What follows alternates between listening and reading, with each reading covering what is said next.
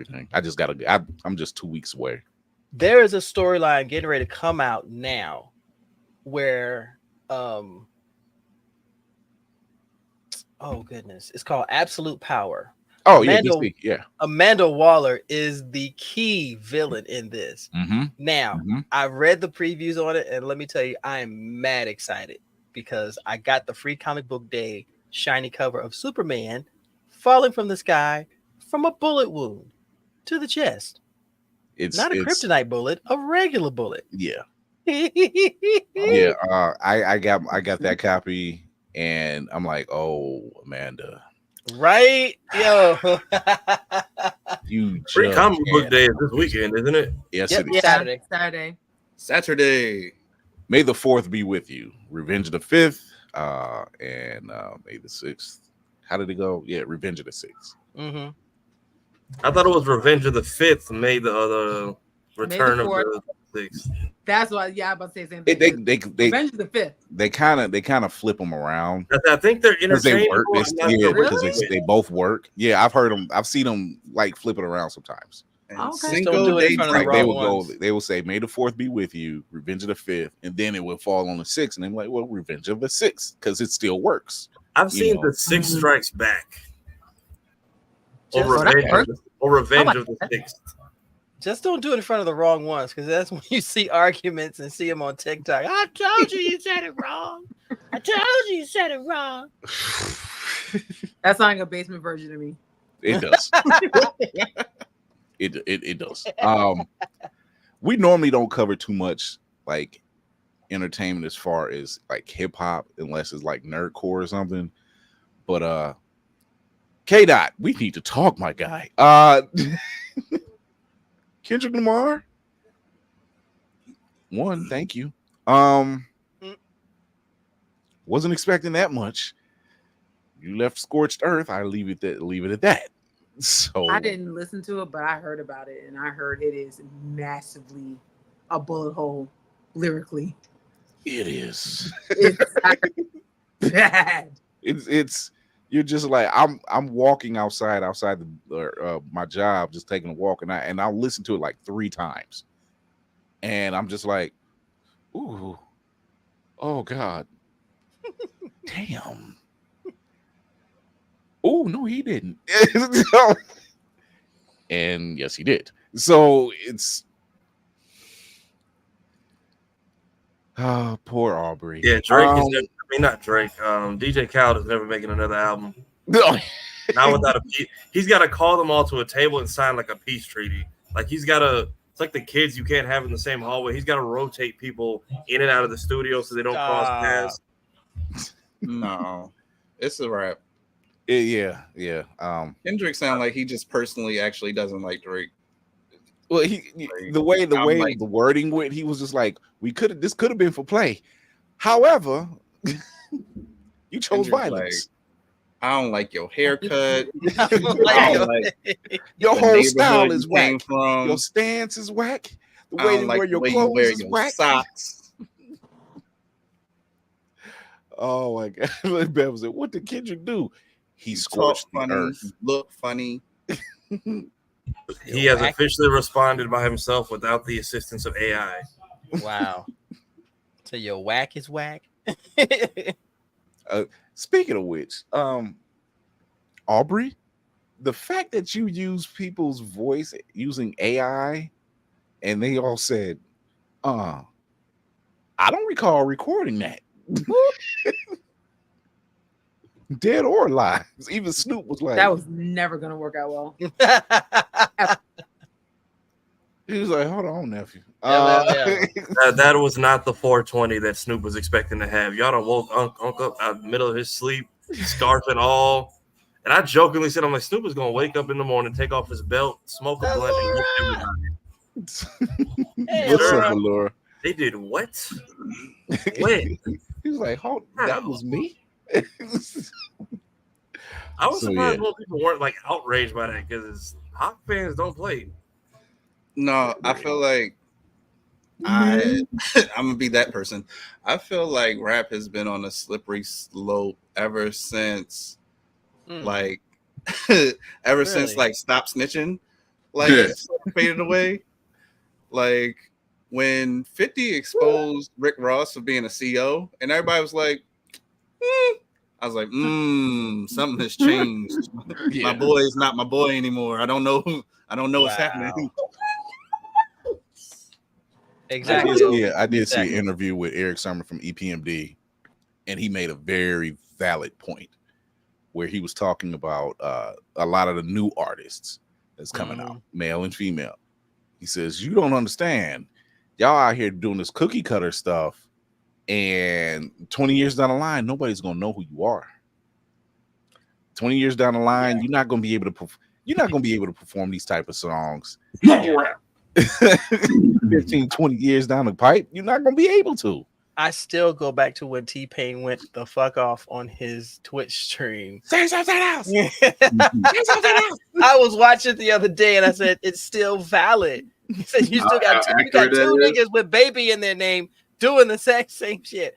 And I said, oh, baby niggas, gotcha. Okay. Do something else. And I'm like, oh my gosh, hi. Oh my gosh, I love his shirt. OMG. It's like he's not lying. He's like, do something else. It's like this don't work. He's like, you got Little Wayne, you got Little Baby, you got Duff Baby. I'm like, but it was all true. I was laughing so hard because he said, Jesus Christ, tap dancing. It's the tap dancing Jesus Christ that got me. You can tell when you are done. But he makes a valid point, and I've said this before too. Hip hop has gotten to a point where what people consider hip hop now, it's just droning. It's just the exact same thing. It's like, oh, this is a new hit. Okay, he put out another hit. Nigga, what makes him different? Oh, the beat. The beat sounds the same. What? This is why I said, and everybody said, "Oh, Will, it's a different genre. You gotta let it happen. It's not what you're used to." I feel like the old man saying, "Where's your God now?" I'm gonna tell you, it started with lip glosses popping, and don't get me wrong, that's a bop. But if you think about it, the fact that was so popular, you just talking about lip gloss. That's when, for me, it just started to go downhill. That's when the music recording industry goes, if we keep it simple, they will play it. Exactly, and that's exactly what has happened. Well, apparently the New York State of Mind performance after that was enough to kill that vibe, which I didn't realize anything was wrong still when I watched it happen. Nah, that was mad awkward time. I remember watching that. It's like, I didn't realize that was wrong because I was young and new to award show, so I'm like, maybe they just planned it or they just playing it off real cool. But I didn't know it was gonna give her hell for like a decade after that. Nah, in real time, I was like, if it's gonna be like a squad up all New York artists to the stage, she was not going to be the third body that they invited. Like, respectfully, it was not going to be her. If that wasn't the most top 10 awkwardest times in hip hop history. That was her top 10 and her last. This year or last year, they're still talking about that.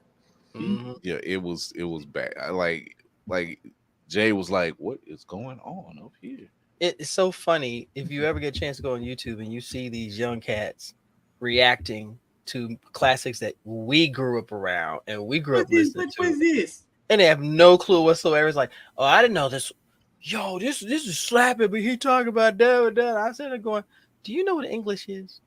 So I still laugh that, from 93 till Infinity got played, and you see all this, I'm like, education has failed y'all horribly.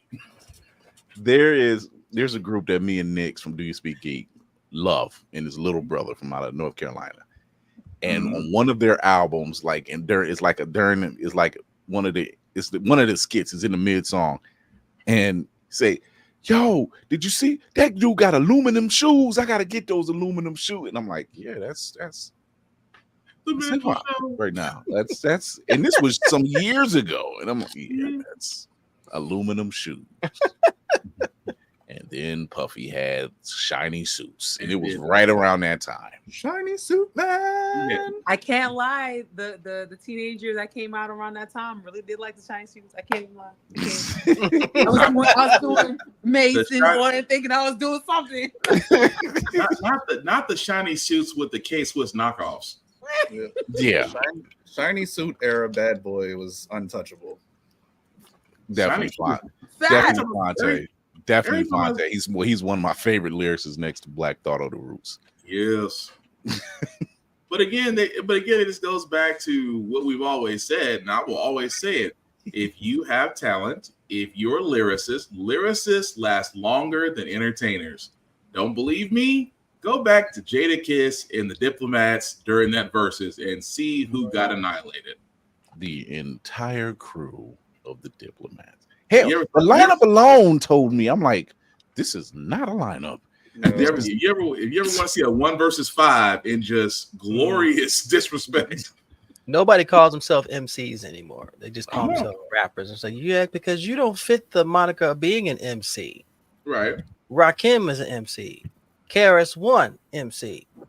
Big Daddy Kane, MC. Woo. The Baby, rapper. Thinking of a master plan. Meanwhile, all these people who are making fun of Odd Future are at war, and they're over just like, all 15 of us will probably never make an album again, but we still get along at least. Mm-hmm. So, really, Trey? His nephew heard "Forget Me Not" and thought Patrice Rushen sampled Will Smith from Men in Black, and I had to check it. Yo, get the fuck out of here! Come on, man! Don't disrespect Patrice. Time to train. That's where you be like, I think I failed in my training. This is where music appreciation 101 needs to be reintroduced back in schools. Something. But they're not gonna do it.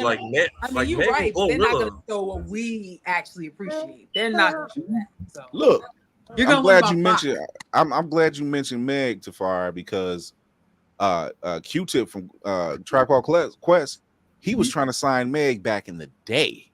Mm-hmm. And the executive was like, and she had flow. Still got it. They was like, this ain't it. And he was like, y'all stupid. Now look at her. Yep. Yeah, but her and Glorilla got a song right now.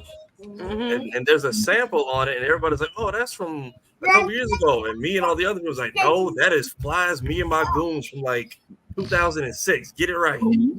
Yeah. When did he try to sign her? Because like He signed her. She wasn't even known yet. Like he flew her out to New York and her and her mom out to New York and everything. Wow. Like they got a video of them when they were in the car and they were just vibing out. They wasn't biting. That's crazy. I had to give it. And an era after Little Kim, that's crazy. That makes no sense. Like they were looking for a different look, and I'm like, but it's right here. Yeah.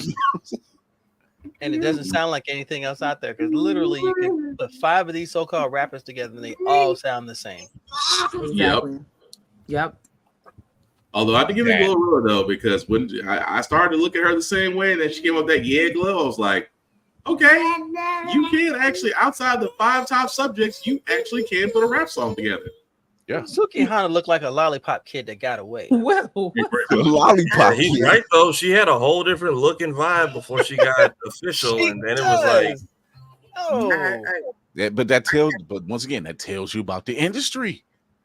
That tells you about the industry. Like they are willing to change to get out of the way they are, out of their own way. They are willing to change their whole identity, and it was like, yo, but to what end?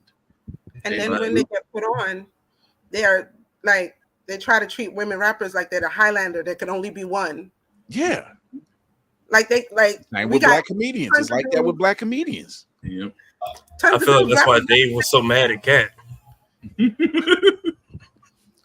Yo, if you ever hear Pink song "Don't Let Me Get Me," her second verse tells it all. LA told me. You'll be a pop star. All you have to do is change who you are. Everything that you are. And I went, prophetic. It's bad. They put it out there, but it's bad. I mean, Drake. No, go ahead, Spark.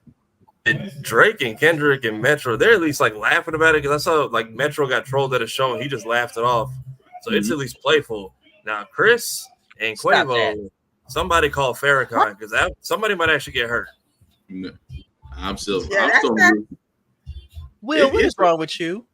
Yo, he's been acting up for like the last minute. Bro, how much sugar have you had today before this podcast? It's his group pop. He's happy he got his group pop in today.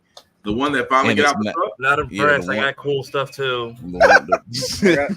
The fact that he didn't find it in the ocean anywhere. It was I got my first mega pop. Also, this is part of why your show times are spread out because Spy Family is out and the Toby trilogy is making runs again.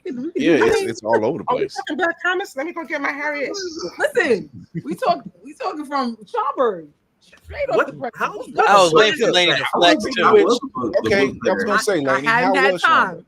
I promise you.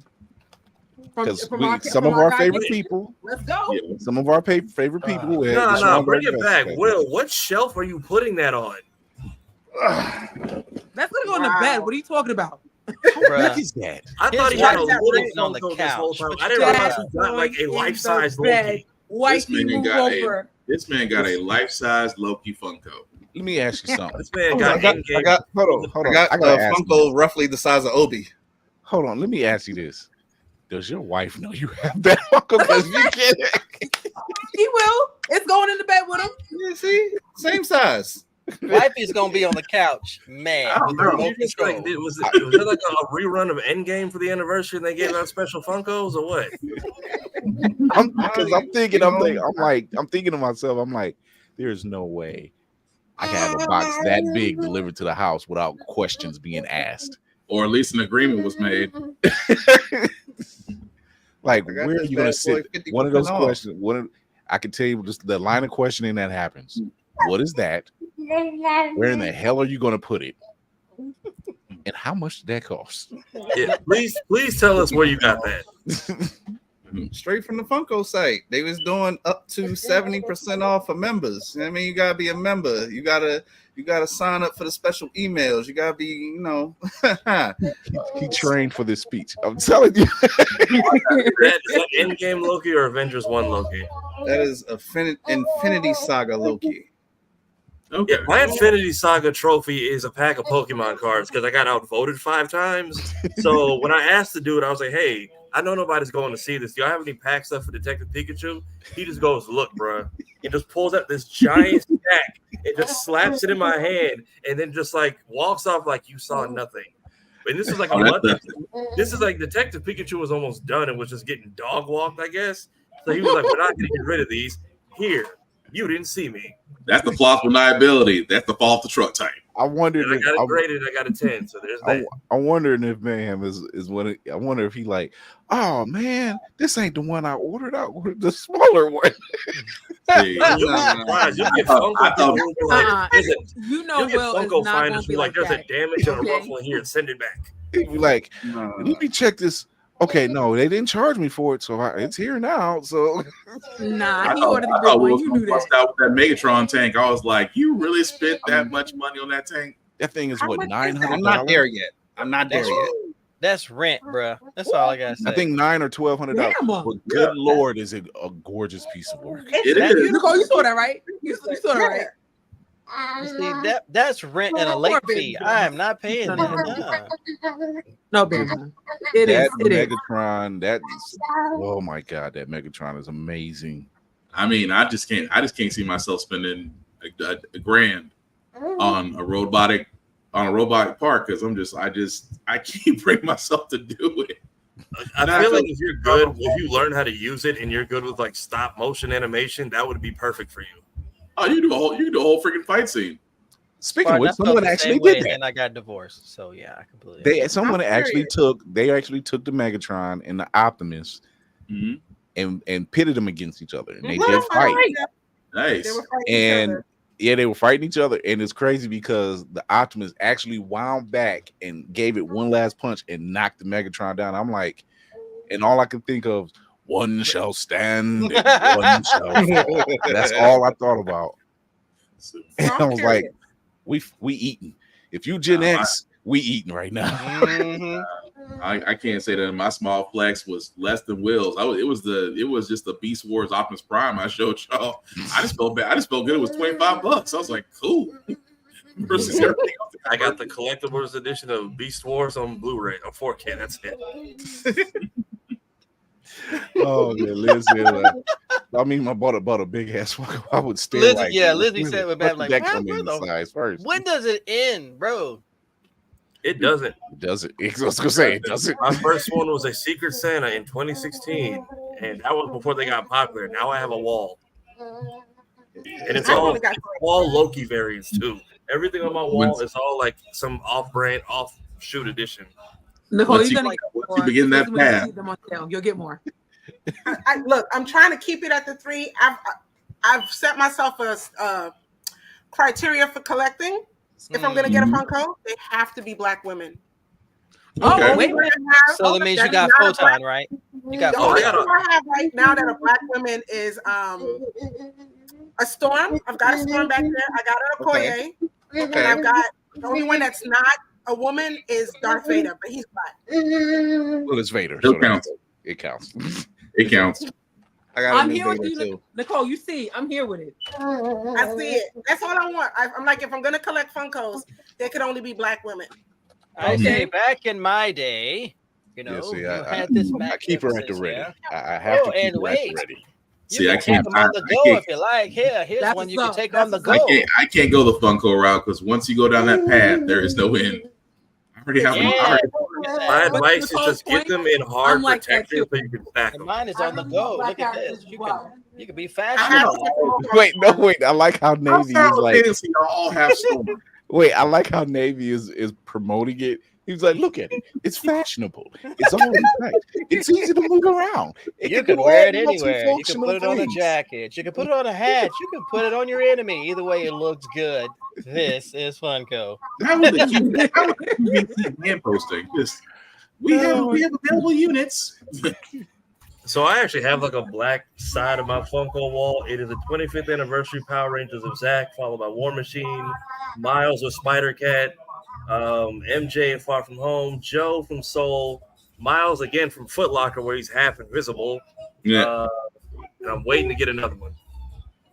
Not gonna lie, 90% of my Funkos that I do have are Black Panther based. The other 10% are Firefly characters. At least you're focused. I have never Oh. seen a sci-fi Funko. Oh, they're I- everywhere. They're out there. I think there's 3 of them that I don't have, and I have Zoe, but I don't have the Tams, and I don't think they I made the have a Tams. question for everybody. I have the action figures, and they didn't have the Tams, and I was like, it's the reason why the show existed. So I I was have a happy to quick get all question of the for everybody. Runaways, so I'm happy about that. I love the show, I love the comics, so I got all of the Runaways. So Nice. there was a discussion with Ming Na Wei a couple days ago, maybe a couple weeks ago, and they were asking her, would Agents of S.H.I.E.L.D. be considered part of the MCU, which they are. Feige's already quoted that, but she stated, or they were asking her, can you see them, or have you heard anything about them coming back or in any form? She hadn't heard anything. My question is, why not? Why haven't they? This would be a perfect tool for the MCU to use back in the television series. Thank you. Like we wouldn't have a lot of the television series if it wasn't for Agents of S.H.I.E.L.D. Like yes, they had let me see, they went 7 seasons. Their downturn was like around season 3 or 4, but they brought it back by 5. Yeah, I didn't think I it was was say that. 3 and 4. I would say it was a downturn. They were just trying Yeah, to really 3 and 4 was recover banging. from the Yeah. Inhuman side. Yeah. That's what it was. I I think that's what it thought- was they weren't, because it was around the time the TV show Inhumans came out too, and Yeah, they were trying to do the Inhuman draw in, and it just didn't. It didn't come really. in. Yeah. When they went on into space, that was when they screwed up. Yep. Yeah. That was season 5. Yep. Oh, when they started really playing with time and everything. See, that's They the went in thing. space, started playing with time. Yeah. Yeah. Yeah, see, those timeline stories don't really do well if you're not really supposed to play with them. Especially being Agents of S.H.I.E.L.D., you have an open canvas to really tell different stories, which I'm surprised they didn't do. But they cleared it up, but man, it took a lot for them to get to that point. Mm-hmm. And here's the situation. Once again, we already got the multiverse thing. We have this coming up. This would be a very nice surprise. Mm-hmm. What if that's the end of Deadpool? Like, what if Coulson and and Ming Na Wen just come walking out of one of the portals? Yeah. I'm welcoming that. And I mean it would be nice as they already said that the last edition, the last bonus scene out of Deadpool Wolverine was supposed to be the end all. I'm like, first and foremost, when you put that type of caveat on there saying that this is going to be the end all of all surprises in the MCU, it better be life changing. Number one, but we're gonna get trolled. So what? We're gonna get trolled. There's not gonna be one. Oh, it's gonna be Rick Ashley at the end, just singing, right. Oh, just. And here's the thing. It's Deadpool, and we wouldn't even be mad. No. And I'm gonna sit there. It would be. I'm like, this fits his MO. I'm not upset. There's things I wanted, but I'm not upset because it's Deadpool. Yeah. But Deadpool goes and beats up Finn Jones, so he can't be Iron Fist anymore. Oh, he would do the word. No, what if it's him just recasting and casting everyone and being like, "This is your lineup. Okay, bye." No, it's literally the scene. It's literally this. You'll do. Fuck you, and you'll do. I can see that. And then the camera pans over. It's Finn Jones. It was like It's like, I can do better. David Dean didn't work the last time, Jones. Logan's ass. Who's that guy? Doesn't matter. You had 3 seasons worth of attempts, buddy boy. Yeah. And you he's can like the sauce. He's like the sexy black woman with the metal arm, and her Asian friend can come with us. But the rest of them. I'm honestly shocked we haven't seen more of Misty Knight these days. Like, you know what? We had Daughters of the Dragon by now. We could have. And here's the beauty of them coming back into the universe. Mm-hmm. All the other shows that they were actually, the actors that were actually on aren't running anymore. Like Simone Misnick was on All Rise. She played the judge on All Rise. Yep. That show's not running anymore. Mm-hmm. Mike Coulter is on the TV show Evil. This is its last season. They've already announced that Jessica Jones is coming back. They've already announced John Barenthal is coming back. Mike Coulter himself even teased it about like 2-3 years ago. We'll even forgive the second season of Luke Cage because, the writers aren't even employed anymore. So we're good. Yeah. We can even forget the second season happened. Something. I'm just saying. No. The rumors that what's going on? Verb with the donation. Hey. So everybody that's watching on YouTube, you can donate. Thank you, guys. Thank you so Verb. much. Mooch is pressy ass. Verb That's is about Boba Tea right there. Verb is about to have some merch sent to him. him and Trey. I don't do shimmies. Just letting everybody know.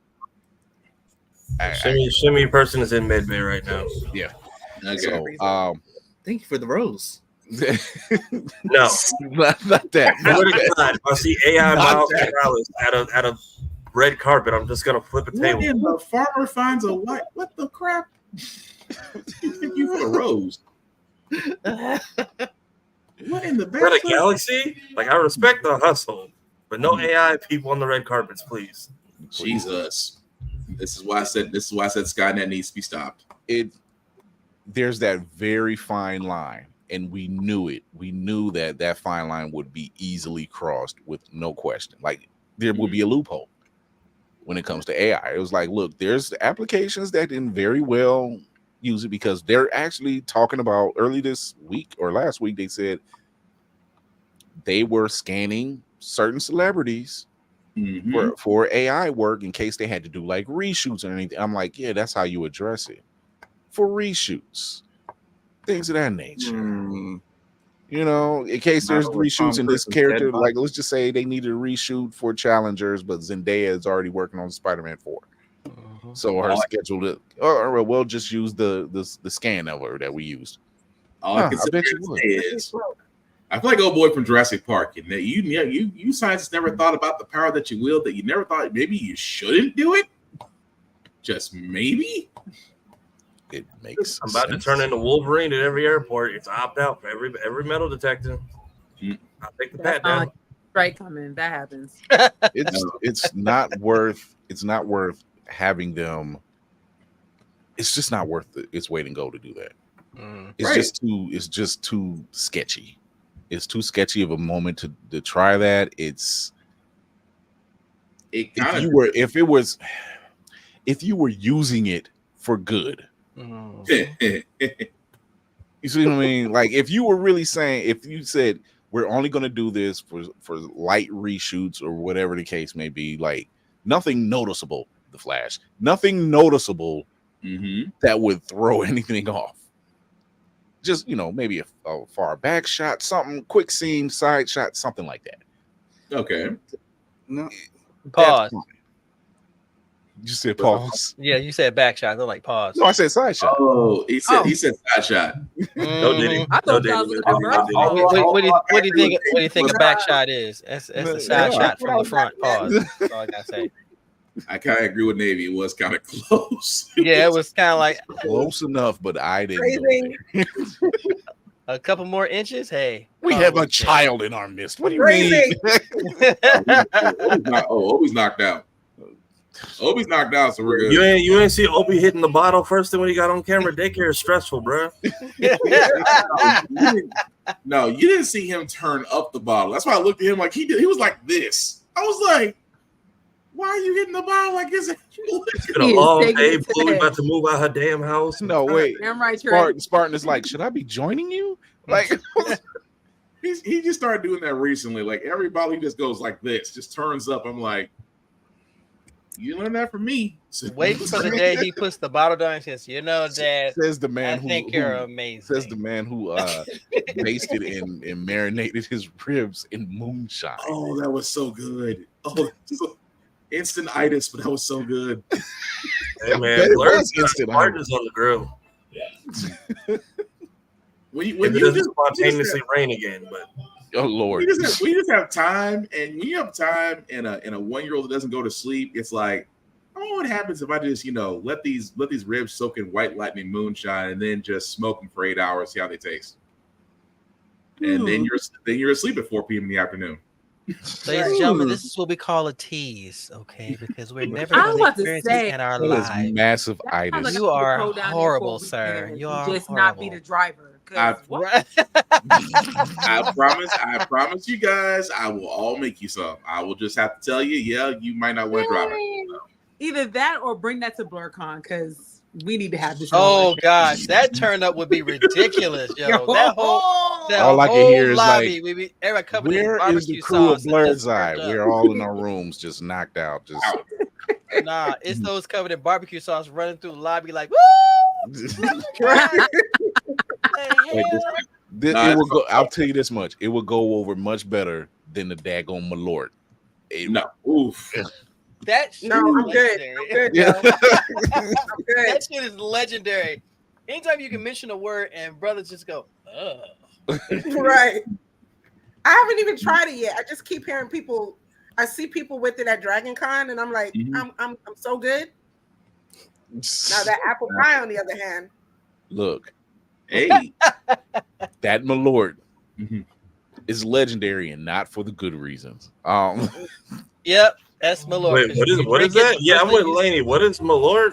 Oh, it is a concoction that only the devil and brimstone puts together. It's devil's piss is what it is. Pretty much. Because when you drink it, the only thing you say is Malort. Damn. I've seen several people say we can mix it with something or chase it with you chase it right out the room. It's not worth the weight, and I don't know how. And this stuff been around for ages. I don't know how. If that ain't the uranium of alcohol that you cannot mix anything with, It is like I'm with you. I'm with you. What he said, I don't volunteer as tribute. I'm with you. It's right up there with balut eggs, as far as I'm concerned. What? What? Balut, those 100-year eggs that they. Oh, balut eggs. Okay, yeah. Good. Yeah, it's a with a Chinese delicacy. Yeah, like it's a fermented egg that's pretty much close to hatching, but it's fermented. Smells horrible. I've heard about this. And that's where the Chinese language came from, because it started out as English before they ate that egg, and then it just went crazy. Fist directly to eye. Absolutely not. I mean, you put a damn baby chick on my plate. You kidding me? You're like, why is this here? Expeditiously. Why is this here?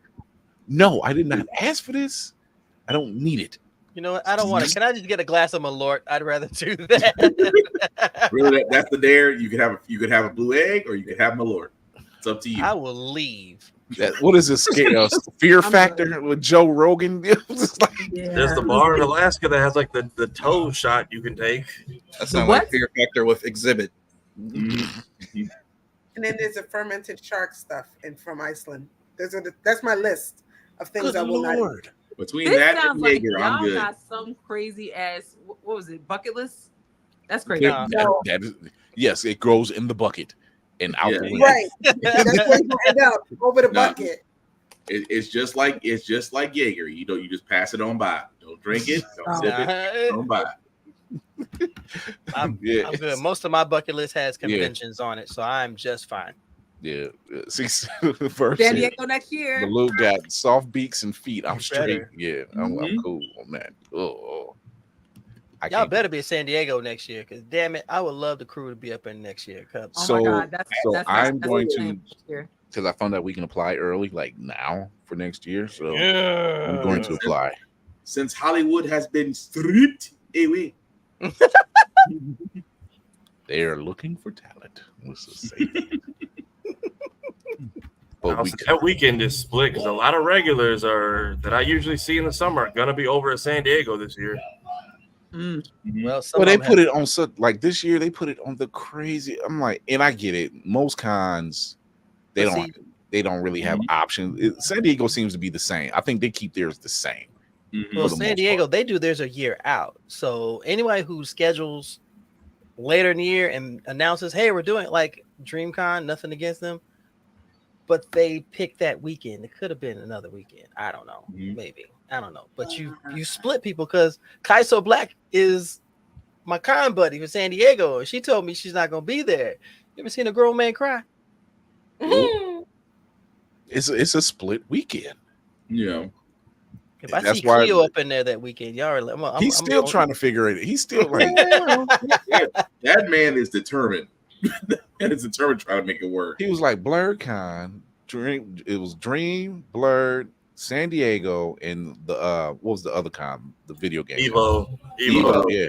The Evo backed out. It was like, you know what?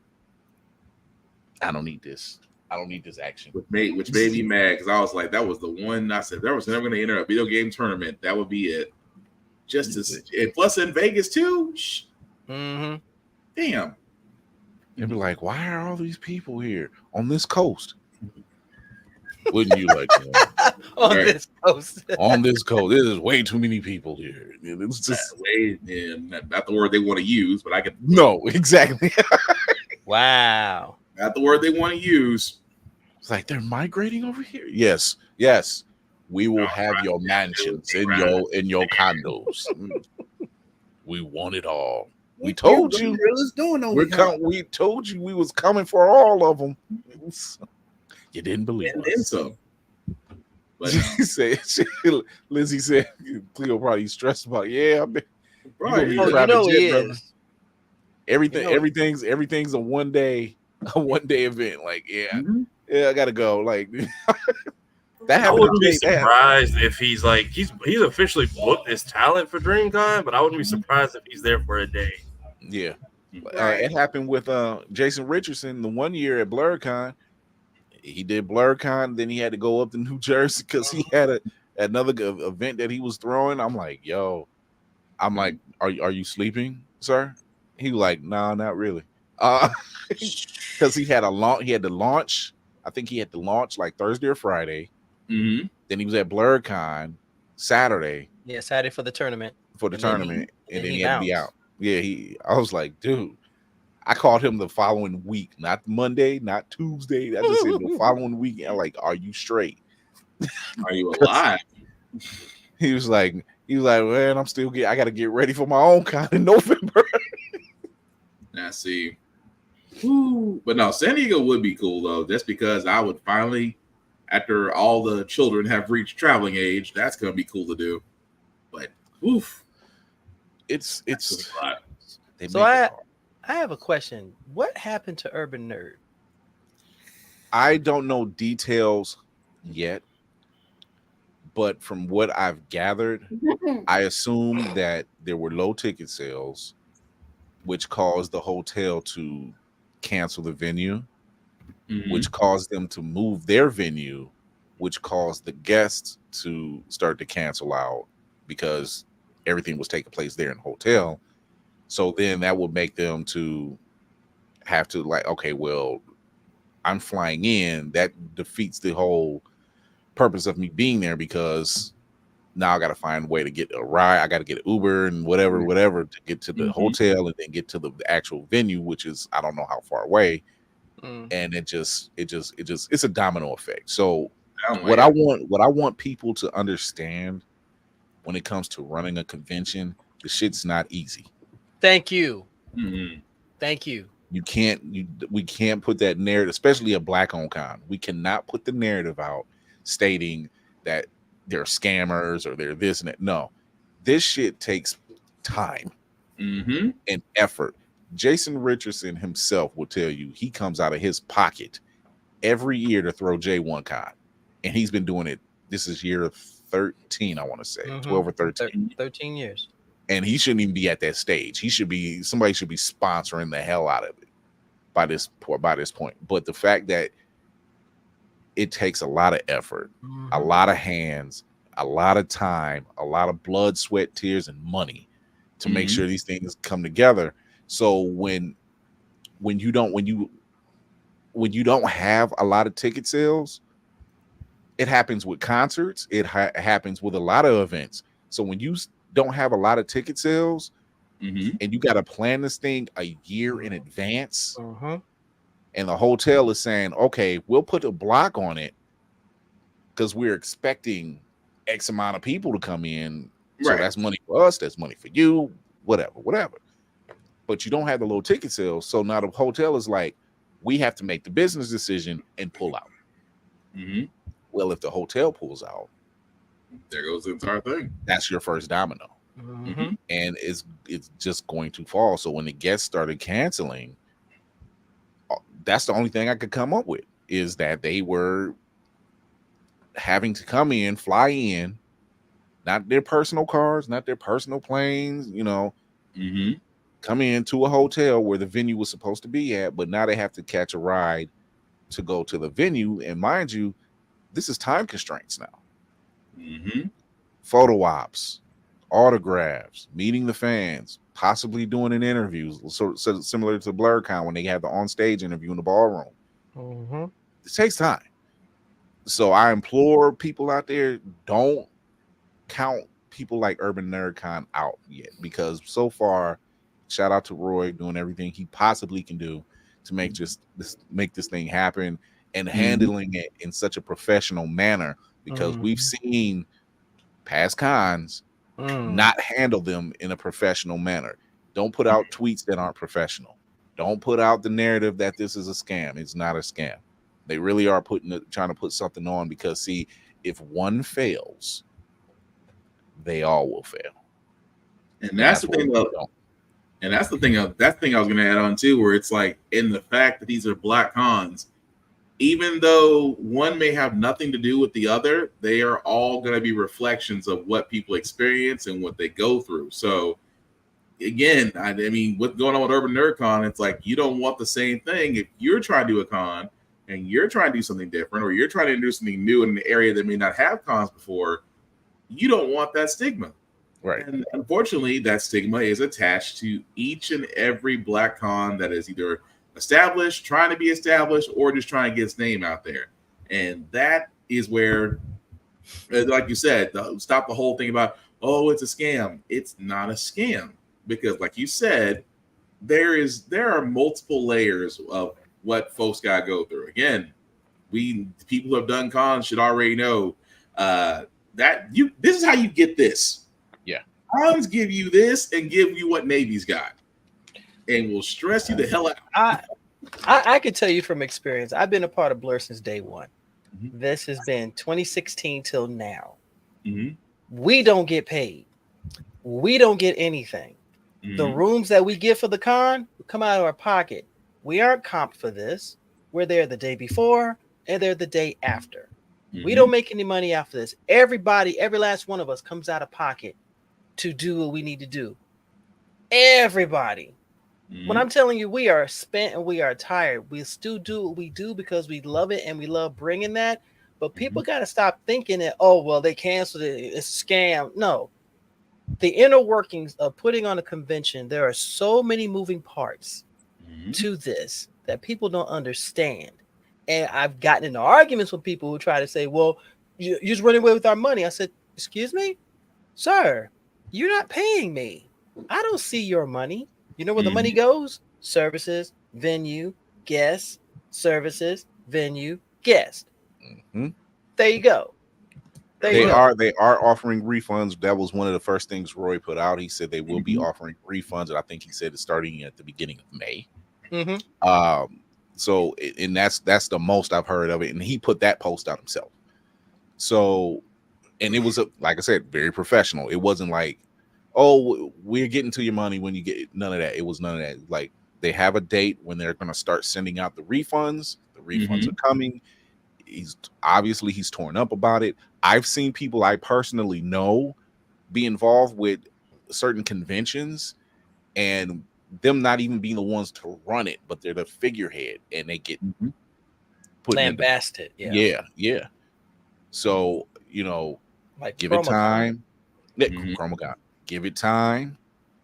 It's working for everybody. You just have we get it. It's a lot of hands in the pot when it comes to the general public. And when you start getting on IG and just throwing posts, it's like, no, find out the information first, because it isn't like this stuff gets paid up front in this lock-in. This involves everybody. The con owner, the con runners, the con goers. This involves everybody. To everybody who volunteers for cons, thank you. Y'all have no idea how much it helps to have extra hands on deck. And though we cannot do anything but give you a badge and make sure you're fed, y'all help keep this thing going. So to anyone who sits there and bitches and complains about a con and why this ain't that, next year you be a volunteer. You pick a department and you put in 6, 7, 8 hours in a day. And then you come back and tell me how you feel after the fact.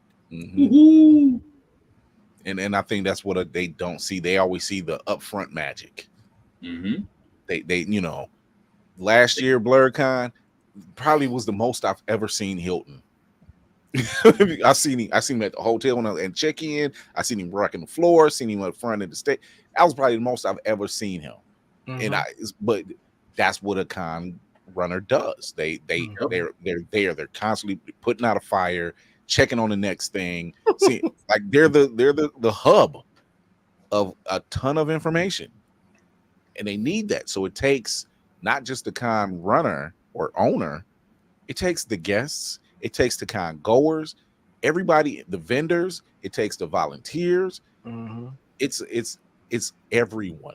And when it comes to our spaces, we need to be more forgiving, because if it was somebody else that looked like us, you'd be quick to forgive them and say, I'll go again next year. Nah, they're our folks are the hardest on our own people. And that's what really pisses me off. Yeah. Why are y'all being so hard on us? You're not that hard on these other conventions that have been around for years. But the minute you see an Afrocentric event or convention that's being put on, you want to be so critical. It didn't have this, didn't have that, didn't have this. Okay. We're still trying to put it all together. give us grace. Let us know that we're still doing something. Regardless of where you want to go, we don't want to see anyone fail. Like even with even as big as DreamCon has gotten, they had to move from Waco because they said that venue was playing around. Then when I went the first year at the esports center, they didn't even give them the whole venue. They had like a car show going in the back room somewhere. Then they got the whole venue the next year, and I don't know who kept calling the fire department, but that happened a couple times. What? Yeah, if you go to one of the YouTube videos in the DreamCon page, you can see like the fire marshals up in like the rafters, like hitting them with the wrap it up music. Wow. See, and that's another thing where it's a lot for us. It's an uphill battle enough as it is to have the safe space, to have those places where we can go be ourselves, be our nerdy selves. Super stickers, Verb. Thank you. Super Appreciate sticker. You, Verb. Being out there. Most of the time, our issues ain't even the con; it's the venue. Because look at our whole interaction with Creed. Yeah, that wasn't the con. That was the hotel acting my ass. Yeah, like she wanted oatmeal. They didn't have the oatmeal, so Tafari found the oatmeal. We presented her with the oatmeal. It was the fact they told her to go get it herself was what pissed me off. And I was like, y'all ain't got no hospitality. I'd love to meet the person that told her to go get it herself because I would say, and then I didn't know hotels. I didn't know hotels did shipping too. So when we had to call that Sunday huddle and try to help her manager get all her stuff shipped out. Yeah. I mean, it's kind of it's a family unit. It's an all hands on deck, and like we know like things like BlerdCon, Urban NerdCon, was it Atlantic Comic-Con, Comic-Con, which is coming up soon. You know, ChromaCon. Yeah, in my hometown and where I'm staying. So y'all had to come and see me. So ChromaCon, all of these black-owned cons, Schroenberg, all these black-owned cons. It's an August. They need not just the guests. They need us, and they need every con going. You know, come out there. You know, it's great you dress up. It's great you come out there. You see your favorite artist, your favorite writer, your favorite actor, voice actor, whatever the case may be. But take a stop, take a breath, listen, look around, say, "Hey, you need help with something." Because at the end of the day, we all we got. Perfect example. This is what I mean by family unit. A portion of us were at J1Con last year out in Atlantic City. Hellspawn Cosplay is there. We are also not just representing ourselves, we're representing Blerd Station. So we were doing stuff for that. Hellspawn had his son there. And if you've seen Hellspawn in a lot of conventions, Kawhi's with him. Yeah. You know, he's playing with some other kids, but guess what? As a family unit, you know, he's handling business on one side of the con, but I have my eyes on his kid because he's a little kid. Anything can happen. Pretty much. You know, so he was like, where Kawhi? I was like, he's fine. I got my eyes on him. And that's when Lainey stepped in and she played the aunt role and kept her eye on him. Trey, good looking, brother. Whoa, Trey, yo. Thank you, sir. So, my man, I'm glad you said this. Trey says, I want to put something together out here in Vegas, which is probably his black VO conference. But he doesn't know how or where to begin. So I'm glad you mentioned this because me and Hellspawn were talking over the weekend. And he's trying to see if he can put together like a Bible to help those who are trying to put together conferences, conventions of these nature, the do's and don'ts. We've already started, if you're paying attention to his IG page, we've already started seeing moments of this where he's talking about how you run your Kickstarter. You don't start the Kickstarter and then start talking about it. You talk about your Kickstarter at least a month in advance. Get the word out, get it started going and everything else. And then that way, when your Kickstarter actually gets started, it's already in people's minds. It's marketing. It's marketing. You know, and that's the first stage, whether it's a Kickstarter, whether it's a convention, even when it says, hey, we're going to be at such and such con, it takes us to find out, hey, are we approved yet? Are we approved? If we find out in enough time, we can get out there and start putting the word out saying, hey, we're going to be at this con. Come check us out. And that's not just with the guests or the vendors. That's with everything. It comes down basically word of mouth and marketing. It works if you just know how to handle it. So yeah, so I'm glad you said that, Trey. Look out for that. Some of the information that he's been putting together for Blerd and Powerful. You'll be seeing some of that news coming up pretty soon. But yeah, talk to us. We know a couple con owners. See if we can get you some information, because they're gonna run the same. You may not have as many guests as far as like known voice actors. Like you might have, let's just say you had Steve Bloom in, or let's just say you had Phil Lamar coming in. That's your big guest. Boom. Everybody else might just be, he might be your speaker, your lead speaker. You might have some lower tier guests, and that's fine. Or you may not, and that's fine too. But at least you have something to draw, start talking about it. As long as you got that locked in, if you can get it locked in, just find a hotel that's willing to do it. It's steps. But we can get you in touch with some people that can help you out. I've been saying we need to have just a Black Mafia sit down, because every con has one thing that another Black con has, and then we just need to pull up a chair from each family at this point. Yeah, because no one, there's no competition. I don't care what that other side says. There's no real competition. What this convention offers something different than what this convention will offer. Even if it is the same weekend, it may not even be in the same city. Most of the time it isn't. But they're definitely going to offer something different. But to stress that again, like Tafari said, there's simply no competition. Right. Everybody should literally be about the same mission, the same purpose. There is no head. Wow, almost there's no tribal chief. There is no head person.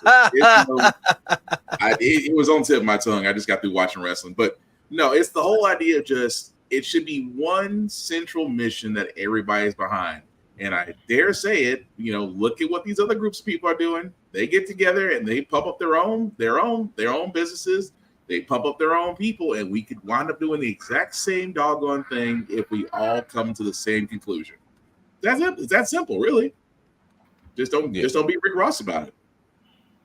That angry, fill out a feedback form. We're going to TikTok with your head ass. Thank you. Can we stop? Can we stop people going to TikTok and airing their? There's nothing wrong with free speech, but there's a lot wrong with just running your mouth. That part. Unfortunately, that platform has not. There's no way of curbing that, because it's monkey see, monkey do. Yeah. Yep. That's what it's funny you say that, because it's a guy, he did a video. I think it was in our group chat, and he was doing a response to a video, which we've seen plenty of times. Like, if you're gonna do that kind of thing, do a stitch. I don't need to see you in the video. Just I don't need to see you in the video. It's not necessary. But you want to response to something, let them do their piece, then do a stitch. That's what it's there for. If you can't find the police where to cut it off, then don't do it at all. Just repost the video. Don't pull a Manny. But I will find a way to sashay that in every episode. You and me both. I'm not even gonna lie. I still think that's a burner account, or I'm waiting to see what that comment says. But to Lizzie's point about like trifling stuff, like some of the venues do be trifling, because I'm glad y'all like the Phil Lamar stuff, because that was not an easy day to accomplish. That was 3 days of head assery and lots of emailing. Just getting to the emailing was the easy part. Getting that to happen, It was never again. Phil Lamar was 4 years in the making, because I had interviewed him once before, and then Tafari interviewed him. It was 4 years in the making. It was going to happen. I can kind of not make it easy, and then even with some of the non-melanated people who work at these venues, because ask Daquan DreamCon when he almost had a whole episode backstage. and see, I'm glad you mentioned that, because I did Fan Expo Cleveland, and there were tons of celebrities there that I would have loved to sit down and just got a few minutes with. But because of the makeup of how it's ran, it was not going to happen. because Fan Expo, Dragon Con, GalaxyCon, they're not set up like a Blerd or a J1 or even a DreamCon. They're not set up like that. Where you get it's a little more freer, it's a little more relaxed. You can actually get a little more access to whomever it is you're speaking to. You just got to know how to bump your gums. But these type of events, these people, like, they come in, they may or may not be there Friday. Well, they're there Friday, but they're not on the floor. They're probably in a hotel resting, you know. And then Saturday and Sunday ain't nothing but autographs, photo ops, panels. Most of them, I feel bad for the celebrities who come to cons like that, because they're open to the business owners who want to get all of their stuff signed so they can resell it. My friend went to get in line for Chris Sabat. If y'all know who Chris Sabat is, then you already know. If you know, you know. Yeah. She said she was in line for 4 hours because there was one nigga who had a wagon full of stuff for him to sign, and it took almost 2 hours because they didn't shove him off. Now I see why. I've heard people put limits though. They're like, "Hey man, I can do 5 things at this con max. Please don't pull up with a wagon, a cart. Don't bring up all 5 of your kids with 10 different things apiece." Like, there's a Apparently he was stuff like that. Stuff like that will bother you to know. Yeah, he was gracious enough to do that it. was backstage in like the hangout area with the other creators, and I guess one of the, not a volunteer, but I guess someone on the staff of the venue, I guess saw his badge and was like, "You can't be back here," even though someone brought him. And he was like, "I tried to play it cool, but it's like, y'all know where I'm from and how I talk," and I guess that came off as aggressive. So then this other dude jumped in, and I was like, I can either make a scene right now and make it weird for everybody, or not blow up my friend's event and just walk off. So I walked off. So by the time I saw him and Ozzy, I went to go. All I was, "Yeah, that nigga whole bitch." And him and Ozzy had to have a huddle. He's like, "No, man, fuck all that." I said, "I'm gonna leave it alone," but still, man. But see, and that's another thing. We go to these events to have fun. Like, a lot of people say, "Oh, you going to get such and such autograph?" I have to be really hard pressed to get somebody's autograph. I don't care who it is. I have to be really hard pressed, because especially in the space that we're in, I want to talk to you, because that's going to give me more validity. Yeah. If you gave me an autograph, fantastic. It ain't going nowhere. I'm keeping it. I'm not reselling it. You know, not even showing it off. I see it one day. Kids will see it like, "Oh, I didn't know that Cree Summers signed your book." Yeah, I told you I met her. Thought I was lying. Thought I was lying. I got it on video. You know, so so you know, it's stuff like that. I'm like, I've seen those people when they get 6, 7 books. I'm like, don't do that. Be mindful of the people that's around you. Bring 1 or 2 books. Be considerate. Yeah, bring 1 or 2 books and let them sign that and move on. Right. You know, because now you're sitting here and you're taking this person's time, and you might have a kid behind you who just realized who Phil Lamar is, and the person in front of him's got like 10 items, and because Phil's such a great guy, he's gonna take his time with his fans. But then he gets to this kid, and it's like, you done burnt this kid's time out, right? You know, because he was busy signing the fucking Bible that the basement virgin had in front of him. I'll go say, beware, basement virgins. We do have wet burritos with your name on it. Wet burritos. Or a guy like me. Shout out to Lizzie, super sticker. Hey, Lizzie. Thank you, sweetie. Thank you, Lizzie. This is what support looks like, people. Wet burritos. Wet burritos. We leave the wet hot pockets for the real offenders. Okay. We're going to take a quick break. We'll be right back. We got a little videos. We got a couple of reactions we're going to check out.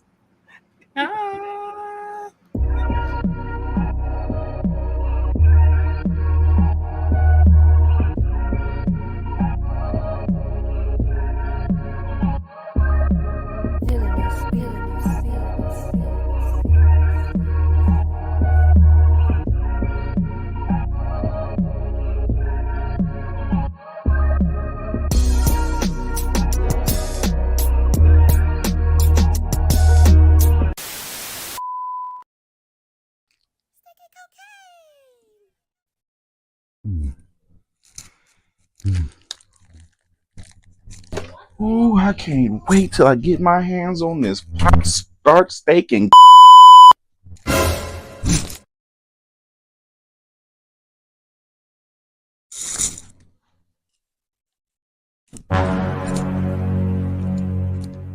tell me that's not the last pop start cake steak. Hmm?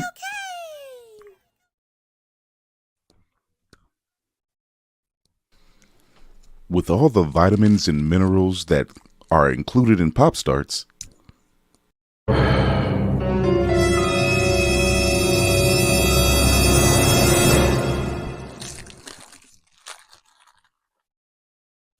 they still manage to bring a family together.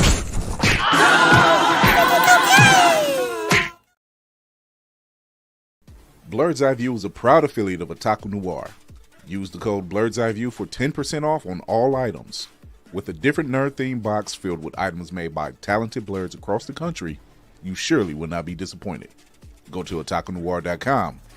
Otaku Noir, the #1 blerd mystery box company. Do you like your pancakes patted, your biscuits buttered, your cakes fluffy? Then you should get Mother Butters. I put that on everything. Pasta, veggies, rice, and everything nice. Mother Butters will get you right. Oh yeah, GMO free, and for those who are vegan, Mother Butters has a non-dairy option. That's right, there's enough Mother Butters for everyone to enjoy. Get Mother Butters from your local grocery store. Hey man! What you doing in my kitchen? I think I need to do another Mother Butters commercial. I don't know about you guys, but I think the people need it. I want to know who won the fight in the steak and cocaine. Right. Because you was pissed. The battle of junkies, everyone wins. I mean, that was look of just downright hatred, just like, really, bro? I think everybody knows what it feels like to have your mouth set for something when you come home from work, and it ain't there. Right. That's why I live alone, because if it's missing and I get home, I need some psychiatric care. Okay. Wait, maybe tell me there's a time you haven't looked in the refrigerator. You be like, now I know. Okay, wait, that was me. Oh, that's all the time. Who ate all the Captain Crunch? Oh, never mind. Not a Harlem Nights. I got my mouth all ready for Captain Crunch. You got less than a scoop in it. Look, man, I went to the fridge today and I turned into Delarice. I'm like, who left the swallow orange juice in the guy? Okay, Mayhem, that thing's fucking huge. Where are you putting that? Don't get Is it. that a Funko or a weapon? What the hell? Sir, that is bigger than my son. It's my Obi. Sir, Obi is not that big. We only got one OB on the show, okay? Sir, Obi is not as big. Obi's not as That's big. as big as your daughter, Ben. Stop that. That's his son. Why, sir? Why? Oh my God. Why is right? That's a bit. Why not? Man, that's Loki if he grew up normally as a frost giant. Damn. Pretty in much. toddler form. Yeah. I mean, a part of me is like, that's dope, but then a part of me is Yeah, but like, where do you put it? why? I'm trying to figure where But you're then gonna a put. part of me is like, yo, if that was Star Wars, I might be the fool to do it. So I don't know. I'm very conflicted right now. Downstairs. Look, Get a Mace Windu Funko that big. Mayhem's turning into one of those collectors we see on IG that get all the cool statues and stuff. And you're just like, where do y'all put all this stuff? Like you got a 4 foot tall Optimus Prime standing in your living room. He's gonna have a basement that's gonna be full of it, and then we're going to be reposting this stuff, like about 1,000 people reposting this stuff talking about I want to live there. That's what's gonna happen. When you go down in the basement, they got all the cool stuff on the walls. You're like, holy shit, what's lighting? Yep. Oh, not you too. Not you. Everybody gets cool stuff but us. Speaking of cool stuff, Aaron, not so much a grievance, but Mr. Lively, Deadpool, Van City Reynolds. What I got to do to get my parents' tickets to the premiere? Like, I got 400,000. Here's your chance to make something. Here's your chance to make your plea. No, I wasn't BSing with the tweet either. Like I showed my dad the trailer, and he's like a huge X-Men fan, so he's like, finally, the yellow suit. I wonder why they didn't do that 20 years ago. And then my mom is just like tuned out until she hears Madonna, and it's like, okay, now you have my attention. And the thing is, I misspelled it, so I wrote it wrong. And I'm like, oh, let me put it again. And I'm like, this has got to be a parody tweet. And then I just get hit with, tell your parents I'll see them July 26th. If they have any questions during the film, I'm happy to stop the movie and provide thoughtful answers in real time. It's a Ryan Reynolds troll. It's him. However, I'll do this. Mr. Lively, Chris Fury here. Nice to meet you. We actually love your work. All of it. And Green Lantern. But we don't talk about that. And I've checked. He hasn't replied to anyone else like that about this. One other person got a reply, and it was about the movie If. So he's on a he's on a promo tour. Promo a movie needs for Ryan Reynolds is Ryan Reynolds. So, however, here's the thing. I'll take a free T-shirt, something like Mr. Lively. If you don't mind gracing us with your presence, you will be one of the first to do so. I know you have your aviation gym. You're back to Wrexham. You also have If. You also have Deadpool and Wolverine. You're a busy man. We got that. We understand. So allow us to grace us with our presence. Grace you with our presence at an event that's showing Deadpool and Wolverine. It'll get good word of mouth, even though you're a one-man marketing team. So yeah, can I get a discount on Mint Mobile? Something Wow. Hey, swing for the fences. I mean, autograph sticky note that says Wolverine sucks. I'll take anything. So I implore you, Mr. Lively, keep us in mind. We'd like to have you on the show. Pop out at the theater. Ohio, New Jersey, New York, Texas, Virginia. New Jersey would love to have you. I can hear the jokes now. Put you and Tafara in the same room. You're speaking to him. It's like, may I implore upon you that your presence will be welcome. You hear Tafara going, yeah, make sure I get a shirt with that too. Can you sign this? Give me something. I'm just saying, my parents don't need the play-by-play, but I will take a souvenir. Chris will go, I got this. So what my companion is trying to say, yeah, make sure they're front row seats. As I was trying to state prior to his outburst, I don't want to do this anymore. And just like, wow. At which point he'd probably who is that guy? He's our PR. We just got hit with a couple trailers, and we're gonna save one for Thursday. But one of them is My Adventures with Superman season 2 just dropped. We'll check that out right now, which will be premiering on Max and Adult Swim. Cinemax. No, not Skinemax. No. No. Them all people, is that even a thing anymore? What's going on, Nix? Lady Chatterley is still relevant on Skinemax. Oh God! So here's My Adventures with Superman season 2 trailer. Who the heck are you? Stay away from my friends. Lois, Jimmy, and the Man of Steel are back. Just 3 best friends living their best lives. Let's just go with my plan. Well, what's your battling the worst supervillains in the universe. With this many toys to play with, we can finally take out Superman. What's your name? Lex Luthor. You have no idea what you're up against. Superman saves us from threats. Ever since that alien showed up, Metropolis has been a parade of freaks and destruction. I will take what is rightfully mine and rebuild the Kryptonian Empire. Run! Get out of here! Did you think it would be that easy? My Adventures with Superman Season 2 premieres May 25th from midnight to 1 a.m. on Toonami. Next day on Max. I'm not alone. Heroes unite.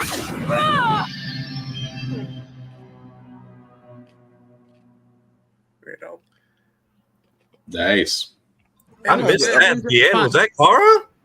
Yeah, look like it. Yep. Yep. Mm-hmm. I like the direction they're taking with this. Based off the first season, I like the direct. Like it took some getting used to, but it's a fresh style of storytelling. It's not dated, right? And the anime angle, well, that just, I think they managed to figure out how to get a anime style known property here and make it in an anime style, and it be successful. And we've seen it happen several times. And not, I think it's hard to translate that a lot of times, because we've seen it with Blade, we've seen it with X-Men, we've seen it with Wolverine. It's a hard translation. Yeah, the popularity isn't as strong. So I like what they're doing with it, just because I've never seen this origin story done like this, where he's from Krypton, but something's like actively after him the entire time. Yeah, there was like a huge invasion at the time of his arrival. Mm-hmm. And then I kind of like that it's friendly, but I like that it's on Adult Swim, because if it needs to, it at least has the range to get extreme if it wants. And I wouldn't be surprised if we see how far they can take it this season or later. And then as long as they don't touch anything, I feel like this could be the start of a new animated universe, the way Superman was for Batman, Justice League, Unlimited, if they play it right. Right. So I'm glad you mentioned that. Who has watched Crisis of Infinite Earths Part 1? 1, 2, 3. I saw it on Max. 5 of us. Okay. Look at Whoopty and Laney just like, not me. No, because I'm going in order. Yeah. So that's why. You got so a ways far, now. what is you very do. much. Yeah. So what are your thoughts? We'll start with Navy. What's your thoughts on Crisis so far? I'm excited. I'm excited. I like that they split it up and they made it a cliffhanger to the next one. They're taking their time telling the story, which is what DC has been known for, but they're not rushing it. And that's the thing that keeps me there, because if you tell the story and you make it so enticing that I want to see what's going to happen next, and you're not trying to insult my intelligence, I will come back. And I want to see how you wrap this up. And don't do a Game of Thrones season 8 or I will fuck you up. God, no. We don't talk about they've already revealed that Part 3 will have Kevin Conroy and Mark Hamill playing their respective roles of Joker and Batman for the final time.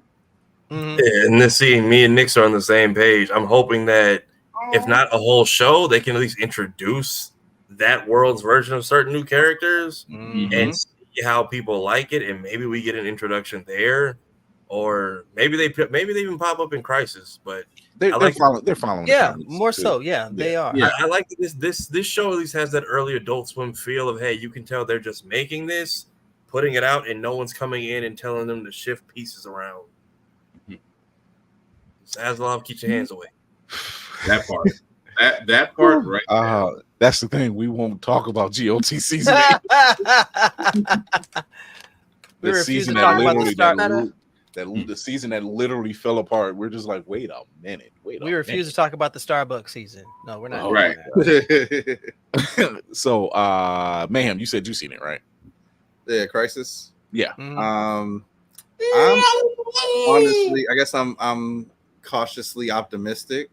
Like, I feel it when they first announced it, it felt too soon to the end of the last animated universe. And I felt like they were about to start a cycle like, DC does of like, it's been 5.5 minutes. Let's have another Crisis. And then let's just reboot everything again. But I do remember liking the first installment. So I'm still in the game to give Part 2 the earnest watch through. I'm not ew, another one. I'm gonna watch it.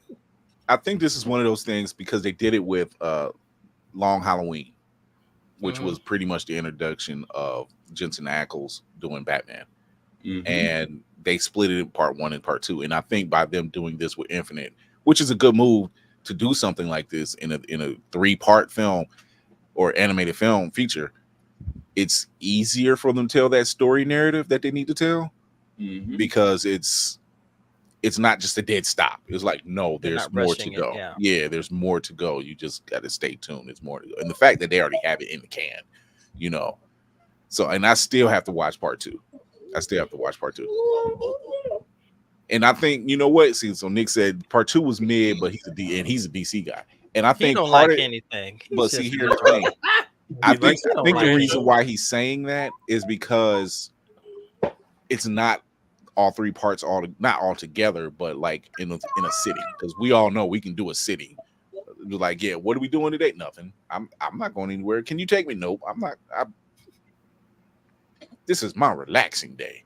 This is my peace. I'm watching 6 hours, 6+ hours of DC animation. That's what I do. But see, this also kind of goes to the mindset of us who had Saturday morning cartoons. We had to wait a week to get the next episode of whatever show we were watching. So you had to be patient. In this day and age, everybody expects it now. My thing is, I'm willing to wait if you tell the story correctly. I'm willing to wait. If you rush it, no, go ahead. That is why we're all on pins and needles for the next 3 episodes of X-Men, or we've been on pins and needles for the episodes that we just got. Took the words right out of my mouth. I could have said it better and with better hair. So bravo. I appreciate that.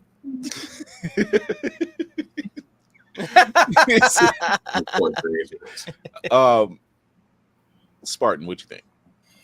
I'm really just echoing what everybody else has been saying. I'm very optimistic. Zaslav needs to stay far away from this. And like I said, they have been doing exactly what we've asked them to do from the DC anime universe. But yeah, I've got nothing more to add to it except for the fact that let's hope that the next part will not be a letdown. I'm hoping there's not a falling off moment. That's all I'm hoping for. Just when I originally read Crisis, I had to read it in trade because it's so much to read a story like that in singular books. You can have that anticipation like we do with X-Men 97. We have that anticipation like I can't wait till next month to the next issue, or that next crossover that's tying into that event, which will probably be that same week or that following week, you know. But it's a lot. So as you read it in trade, you're just like, there was a lot going on. I mean, it's the same thing with the death of Superman. There was a lot going on that you just had to sit back and take in. You're just like, Jesus Christ, this is a lot. I can't say the same about the Clone Saga. That is a mind fuck either way you look at it. But even with the death of Superman, there was a lot of anticipation of what was going to happen next. So everybody was patient and waited to see what was going to be put out. Yeah. Crisis and trade. As a matter of fact, any of the Crisis, any Identity Crisis, Infinite Crisis, those are good reads. The first one they did in the early 2000s, I still have on DVD. Like, they should just have those random celebrity cameos. James Woods as Owls, man, just kills the role completely. Yeah, that's still a good one. Because I'm just like, this is as quick as it is. It still holds pretty well. But see, a lot of DC animated films hold up very well. Yes, I think it's a rare. They have rare misses when it comes to their animation. Very rare.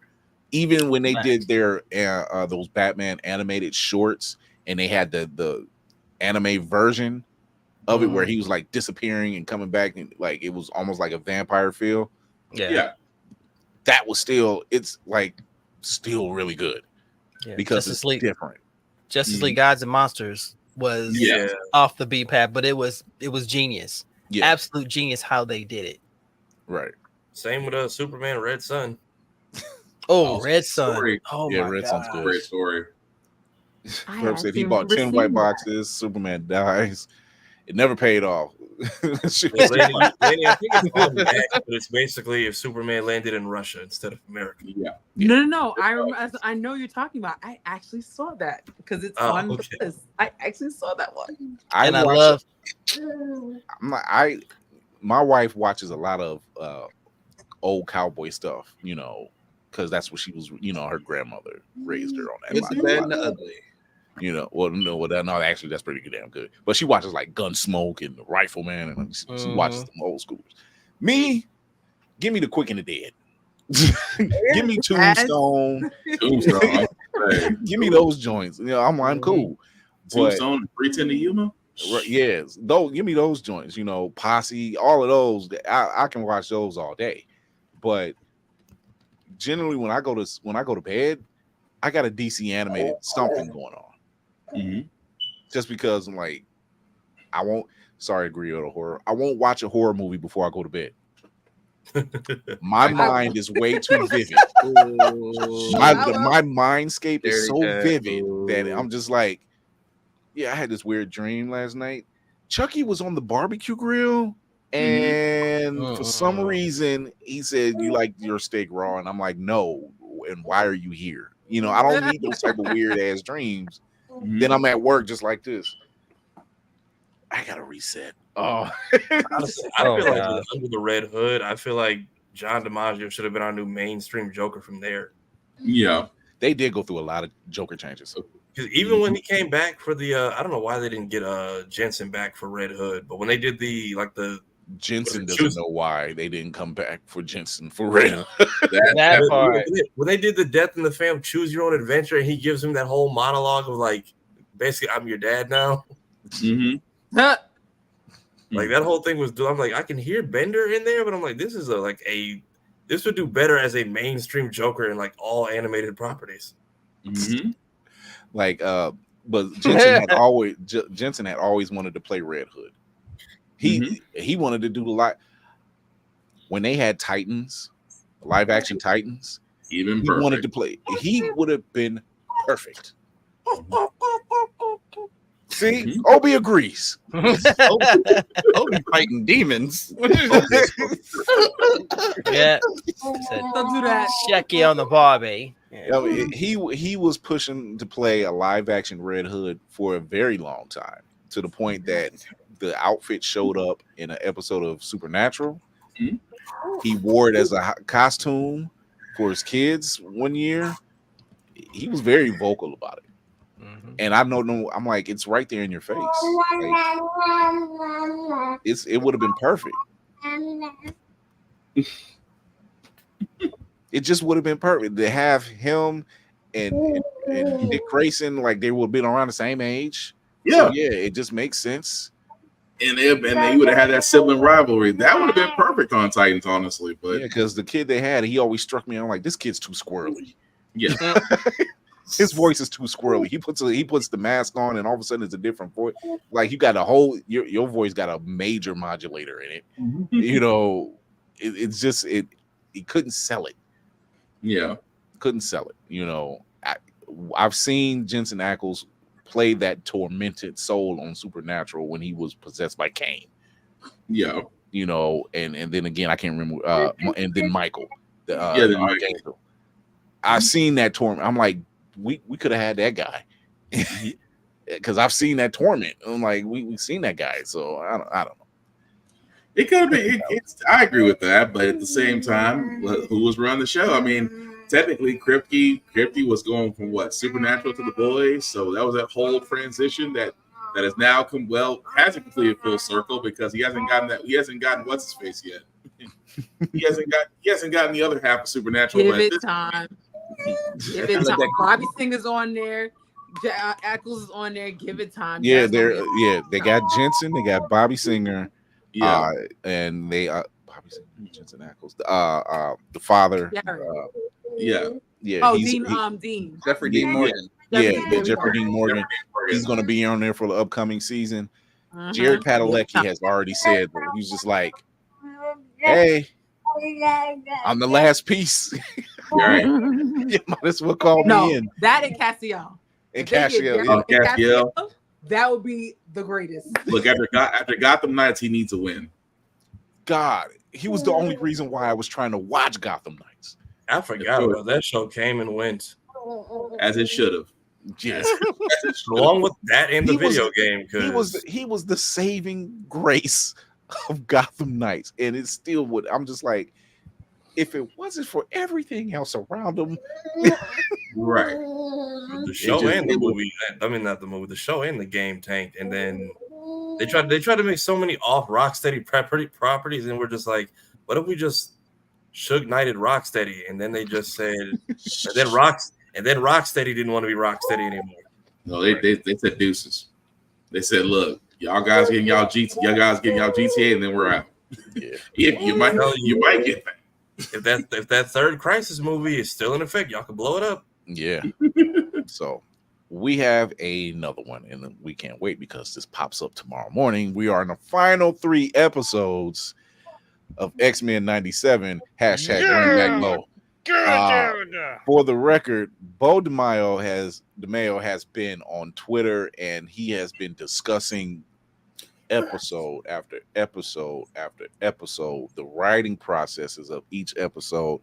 The tweets he put out today, he broke down the entire breakdown of how he's done, how he's worked, and even giving acknowledgement to the team of people that he's worked with.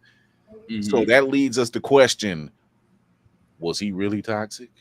I'm gonna go ahead and say it. I think he secretly got rehired. You're looking at that too, Lynn, huh?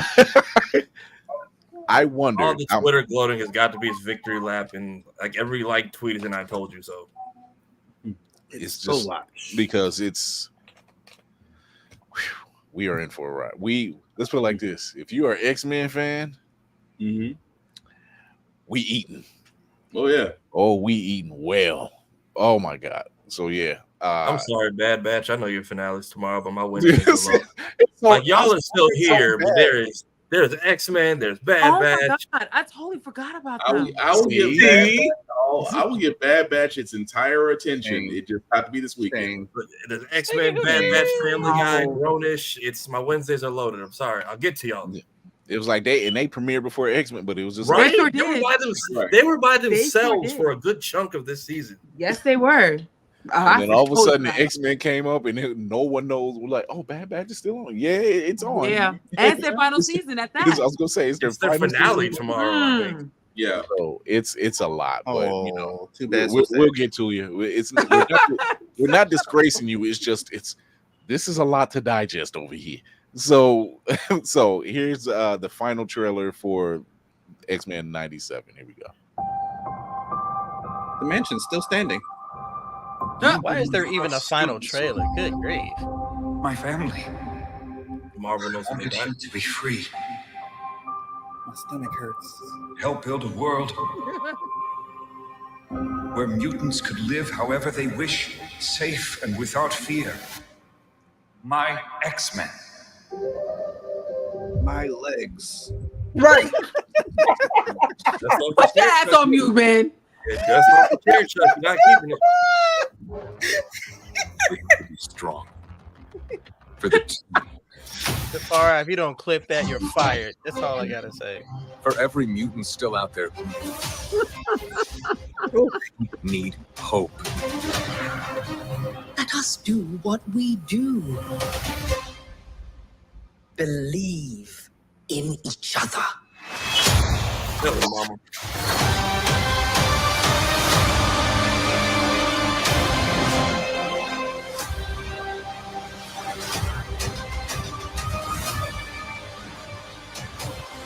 Yeah.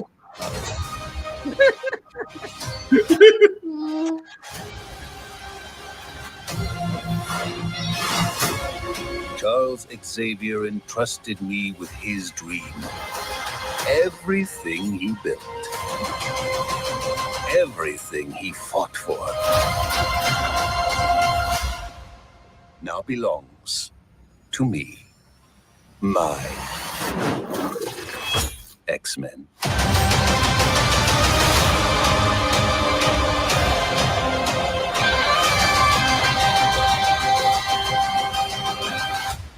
Almost forgot. Oh, am I going to war or a circus? What'd you expect? Black leather?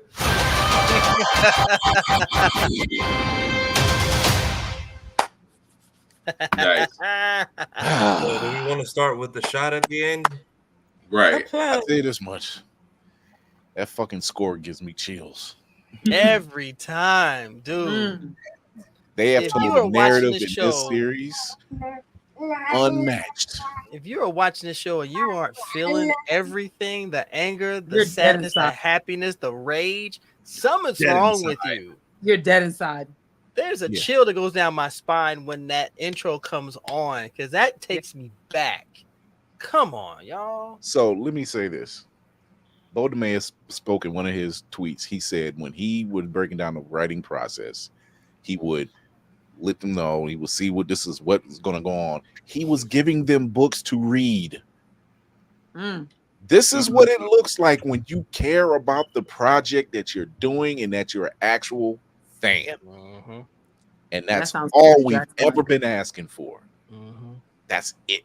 And good Lord, we are what? 3 episodes we're set with. Yeah, we're getting ready to be. Yeah. 3. And hasn't failed yet. Not a beat missed, not a downturn, not a dud. Just locked in 100% to the fact that Forbes is even saying this is their best project. This is the best thing they've got. We've been saying this as comic fans the entire time. We want the shows, but do the fucking legwork. Research the characters and the stories. That part. That's all you got to do. Just do that, and you will not have as many people raging because you got them wearing these outlandish outfits and doing the craziest things when that character doesn't do that. That character doesn't speak like that. What is wrong with y'all? Appreciate you, Verb. That was who was the writer that held the grudge for 2 decades about the yellow spandex line in the first movie? Spartan, if you're talking, you're muted. Or if he's talking to us, I don't know. I think he's talking to Obi. He's being a father. He's being a parent. I'm multitasking. Give me a second. Okay. I didn't realize because that was my first X-Men movie, so I didn't realize the yellow spandex line was a dig, and now they come back this late. Here's the funny thing: the leather thing happened before the movie did, and it was under Frank Quitely and Grant Morrison, because that was the introduction of the second mutations and everything. And they were wearing black leather, and so then by the time the movie came out, that was the popular look, was the black leather. And yes, it's still a dig at the original movie. Also, according to Bo, if you want to get ready for the finale, you have a homework. So yeah, I'll go ahead and save this for y'all. Finale prep recommendations are One Man's Worth Part 1 and 2, Sanctuary Part 1 and 2, Descent, and The Final Decision, which is season 4, episode 9 and 10. That's the future episode with Storm and Wolverine. That's the Asteroid M Part 1 and 2. That's season 5, where they go into the origin of Mr. Sinister. And then the season 1 finale with, I think, our first big meeting with Master Mold and Trask. I feel like you need to put that in the chat. Oh no, I'll put it up on screen when it's. Oh yeah. Which one is the Descent? Descent is season 5, episode 9. Yeah, see, yeah, it kind of jumps around, but it's moments that matter for these next coming episodes. Like they matter. Like you need to be there. I'm grown. Don't give me homework. The disrespect is felt. So yeah, there it is. Season 4, episode 9. Well, speaking of one-ups, if everybody will check the group chat. Screenshot it. Yeah. So there's quite a bit. I will show a teaser of what they have, because they dropped that today as well. And damn, once again, chills. They're not letting me down. So here we go. Here's that teaser.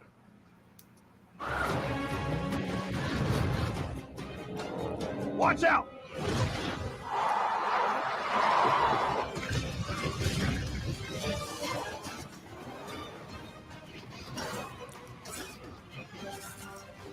They're boxing us in. Time stop the anything when you can't go back. Plow forward. Okay, let's show these toasters why you don't screw with the Summers.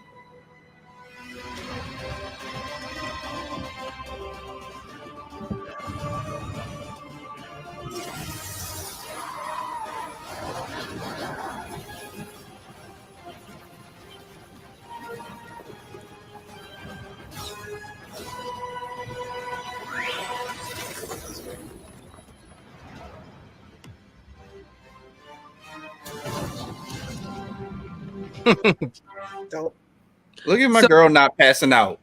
Gene, Right. I was about to we say don't need that two card. things. Jean knows actually how to save people now, so we definitely know she ain't give a fuck about your ass. Okay. Hell yeah. Like that was the one thing that stuck out to me the most of that whole scene. I was like, Jean did not even lift a finger. That's how you know you're fucked up. Okay. Look, when it happened, that was my first thought, and I'm like, fuck them. Oh no! I definitely was on fuck him, but just the fact that Jean didn't say anything. Like, you know what I'm saying? Like, Jean didn't do anything. Nightcrawler didn't do anything. They were both just like, this is what we do now. Well, Morph, you're the only one that's shocked. You couldn't do anything. You probably could have. You could have. He could have turned into Archangel and flew. But I mean, he didn't really want to do it neither. He chose to be useless. He ain't really want to do anything. So He was I'm just like, yeah, we needed that. Oh boy, that was a win. I was sitting there like, yeah. What was that? Someone said James Bond meets X-Men, something like that. That was Bo. He said, "Imagine Bond meets an X-Men movie." There you go. I remember seeing something like that. So yeah, they're not there. It was definitely James Bond. Mm-hmm. Yes, it was. This is definitely looking to be winning some kind of accolade somewhere, because like I said before, I said it last week, the writing alone. That means early. They looking to hurt some feelings. They looked at these puzzle pieces and said, "This is where we put them. This is how you create the picture." This might just be the chess piece. They're playing chess right now, and this is probably why no one's heard of who's in the live action as of yet. I don't care. Say it, man. Because I'm a man on an island as far as the debate with Shrek and Kung Fu Panda. I just want to let y'all know now. Here they go. And if they do something goofy and make it like a animation Emmy, it's going to lose against Bluey. I'm just letting y'all know now. When it happens, I told you. That's it. So for those in the chat, let's settle this before we check out of here. We do not hate Kung Fu Panda. Let's just put that on the dock right now. We don't hate Kung Fu Panda. But Kung Fu Panda cannot beat Shrek when it comes to just sheer comedy. One was written for adults, one was written for kids. You can I'm quote going to take this Shrek. tweet in writing as Bo's promised to come on here. It's like you can watch the American Thomas the Tank Engine or the British Thomas the Tank Engine, because the British didn't give a damn. Right. We're showing his love tonight. But yeah, we don't hate Kung Fu Panda. It's just Kung Fu Panda's not quotable. Right. Oh, my Panda is not correct. I mean, how many times can you sit there and go skadoosh? Yeah. I mean, that's about it was great. Oh, I'm not doubting it. It's just not. The ending was great because of his fat. Oh wow! Way to encourage body positivity, Disney. So basically, if you fat, they can't hit your pressure points. Oh, yeah, that is factual. My child tries every day. Oh man! So it's at that special time. We gotta dock the ship. It's been sitting in orbit, so we didn't have to save anybody today with any kind of stale review. But wrap-up protocol initiated, Captain. all right, we starting off with our very own whoopty freaking dude. Talk to the people, tell them where they are, where they can find you, all that fantastical, wonderful stuff. You can find me mainly on Instagram when I'm supposed to be at work, and lately also And it's also on TikTok at Whoopty Freaking Do. I finally got it right. At Whoopty Freaking Do until they quit. Instagram off, not Instagram, TikTok off. And you can also find me at you can find me at Fresh Press by Z for your nerdy and not nerdy nails. She's here to save us all. Well, those who like to wear nails anyway. Yeah, what she said. I'm about to say, Chris, you wanted to say something because I thought that was pretty cool. What? Nails. Oh no, I like my nails how they are. I could use something to scratch my back right now, but that's about it. Full set. Talk to them. Agree on the horror. Talk to the people. What's up, y'all? This is Lainey from Geek by Heart. Me and my husband run Geek by Heart on YouTube. You can find us there. You can find me also at blerdseyeView.org. Me and the great people right over here. They write a lot of articles. I write about horror because I love horror, and I will go and fall asleep to horror, other than things like The Strangers, because that shit actually scares the shit out of me. I got a new one coming out. Yeah. And I'm gonna watch it, and then I'll have lights on, and then I'll honestly have a knife by me. Wow. There was so much. I'm not joking. Not joking at all. But anyway, Ooh, so yeah, boy. check us out on YouTube. We're a lot of fun. We talk about trailers and we talk about movies that we have seen. All right, Navy. Ladies and gentlemen, boys and girls, blurs of all ages, good evening, good morning, good afternoon. Here with the crew, it is your frosty bearded blurticore here. You can find me across everything under that name right there. I've been doing more of the Blurticore Convos on my YouTube channel. Please come on over and check out the previous ones that I've done. They have been phenomenal. Everybody's been so responsive. The last one I did with Trey, my man, that was so much fun, and I'm looking forward to it. I've got more guests lined up. And I'm working to hustle to make this happen. I'm going to be doing more content on TikTok, and it's going to be a little bit more what's inside of me. So y'all just get ready for that. But support these content creators out there. Support everybody who's out there creating content, and stop worrying about the opinions of others when it has to do with your work. Because if they're not supporting you, they're not worth listening to. So just keep it together. Find your mutuals, and most importantly, believe in yourself, because if you want, then who will? Reverend Nick. I think Marvel's watching us. No. Don't do That would be incredible. You see all the junk behind me? think Gomez, who plays Miss America, joined on the IG page. Ho! StreamYard, get it together so we can see Instagram. Welcome. Yeah, right. The crew. We are there was one day we were having a deep convo on Navy's thing, and he's like, "Oh, Tommy, shut up." I'm like, "I've been talking to myself for an hour on Instagram with you and Roxy." Hey, I remember them days. I go back to it, because to get to here, I had to start there, and that's where everybody has. We have a beginning, so don't get frustrated if things don't go your way. Your time is coming. Just hang in there. That should be passing collection plate. So, oh my gosh, stop Disney, that. Marvel, we're listening, we're waiting in bated breath. If anybody official is watching, please click the YouTube link in whatever bio of whatever app you're on currently. Right. Ms. Gomez, you'll probably be hearing from me. Or if you response again. Anyway, find me here on all platforms. I post on Mondays because Mondays are terrible, and I try to make them a little less terrible. Last video was a tribute to the late great Akira Toriyama. Also, if anybody's ever curious what the process like of getting cars professionally graded, I also do an unboxing for that and other cool knickknacks. I'll get back to the funny next week. I had to get that out. I also do the editing and behind the scenes stuff here on Blerd's Eye View. So we do clips Monday, Wednesdays, and Fridays between shows on Tuesdays and Thursdays. Thank y'all for the likes, the shares, and subscriptions. Thank y'all for the donations. It really helps. I promise y'all, we're not blowing this all on steak and cocaine. So, well, steaks, of course. Not all of us. Yeah. Also, Ryan Reynolds, bold him out. Pull up. Return your tweets. Don't leave me hanging out here. Yeah. Donate. Please keep supporting. If you can't make it through a 2-hour show, I get it. Highlights and all this other stuff will be, some of it will be chopped up for tomorrow. Some of it will be saved for Friday, because it was a free for all, but we got through a lot tonight. Yeah. Mm-hmm. It happens. We can make it. Captain and Soup. Gotta make it happen. Yeah, both this has a written commitment, so wow. Anytime you're ready, Bo. He said soon. Right. Loki says good night, everybody. Deuces, big head. Put them back in the box. Wrote everything down so I don't miss anything.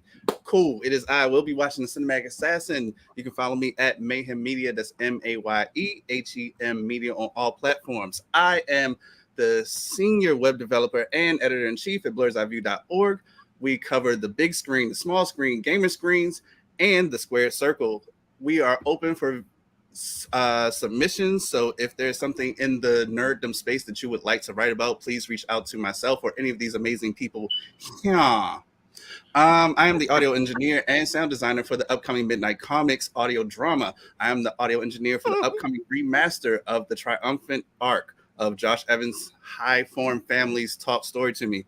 I make content for people that are pressed on time. The TLDR, I developed this rhyme from Bruce Lee to Bluey and all in between. I highlight the best things that I've seen, collectibles, film, comics, and of course, most essential thing that I talk about is protecting your mental.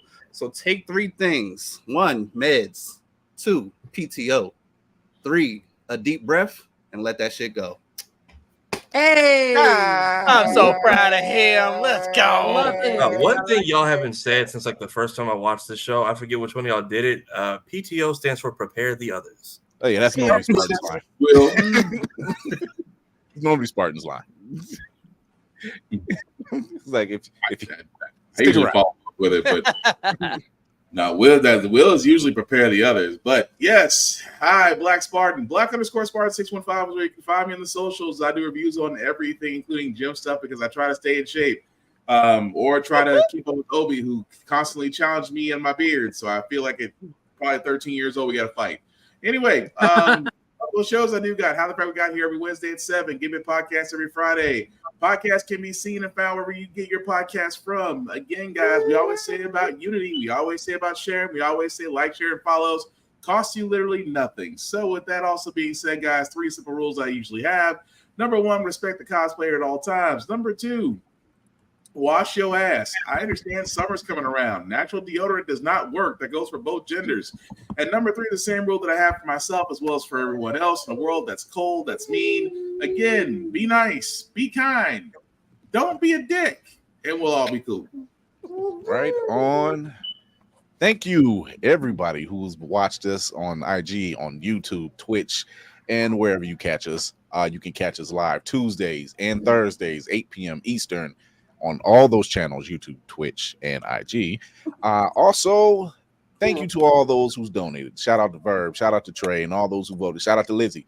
They all donated. Thank you. You can donate on the YouTube channel so you can help us get better equipment, get to cons, and whatever it's needed for the team. Also, sign up for the email list, the newsletter list. They're getting ready to TikTok. We got other ways we can talk. Besides, TikTok's just not for us like that. Part. Anyway, but you can check us out wherever you listen to your podcast. You can check us out on all those stations I just listened to, including Always Press Record. And I am your man on the wall, Chris Fury. Stay tuned to Thursday, and we'll do a slight recap of what happens tomorrow morning on X-Men 97. Whoosh. Breathe, woosah, whatever it is you need to do, but don't spoil it for those who have not watched it. Facts. Don't be that way. So until then, till Thursday, remember to educate yourself and others, entertain yourself and others, and most of all, encourage yourself and others. I'm Chris Fury. This was our wild card today. I like doing wild cards. Thank you to the crew. Yeah. We will see you soon. We're out. Drake.